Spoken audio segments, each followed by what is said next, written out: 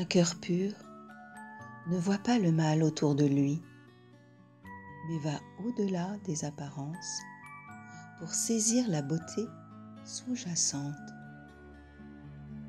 Devant une attitude agressive et malveillante, la personne bienveillante verra une souffrance cachée qui éveillera naturellement sa compassion. Dès lors, elle pourra adapter son attitude par des paroles apaisantes afin de détendre l'atmosphère. En opposant notre gentillesse à ceux qui nous agressent, nous désamorçons les conflits. Chacun d'entre nous a cette faculté. Il suffit de comprendre ce qui se passe et d'y apporter une intention d'amour. En ne restant pas plongé dans la dualité, nous pouvons trouver la paix de l'esprit et par là même la communiquer à tout autre.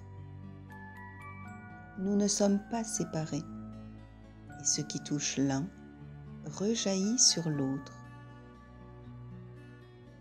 Prenons un exemple. Imaginons que nous soyons confrontés à la colère d'un proche.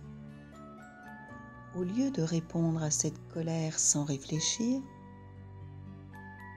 sachant que l'autre est en souffrance, nous pouvons prendre un temps de recul et observer ce qui se passe en nous.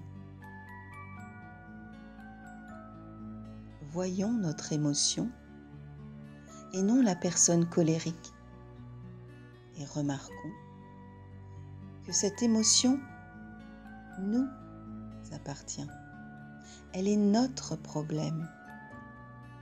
La personne en face de nous n'aura été qu'un élément déclencheur pour nous montrer où nous en sommes et ce sur quoi nous devons encore travailler.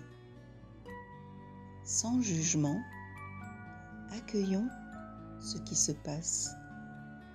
Nous sommes face à nous-mêmes, toujours. Il nous suffit alors de découvrir la nature réelle de ce qui nous traverse pour la laisser s'éloigner. Ne pas s'y attacher pour l'empêcher de grandir, mais bien la laisser aller. Ainsi, en travaillant sur cet aspect de nous que l'autre aura réveillé, arriverons-nous à remercier pour ce qui nous permet de grandir et d'aller de l'avant. En nous traitant avec bienveillance, autant que nous pourrions le faire pour un proche, nous prenons le chemin qui mène vers nous-mêmes.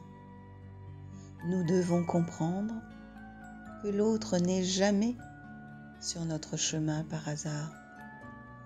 Comme un miroir, il nous renvoie ce qui n'est pas encore accompli en nous. À nous d'y travailler. Tout est toujours cadeau.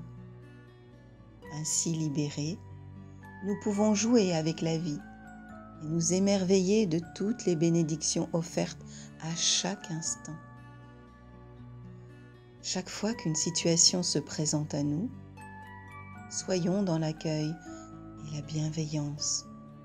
Demandons-nous pourquoi elle apparaît dans notre vie et ce qu'elle cherche à nous faire comprendre.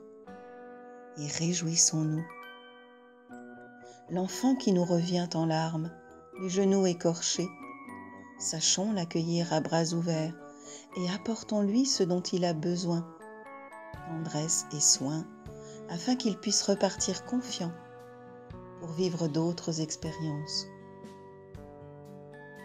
Ne perdons pas de vue que nous sommes 7 enfants et donnons-lui le meilleur de nous.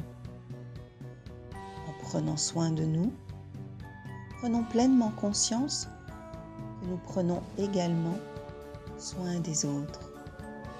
Alors, ne nous perdons plus de vue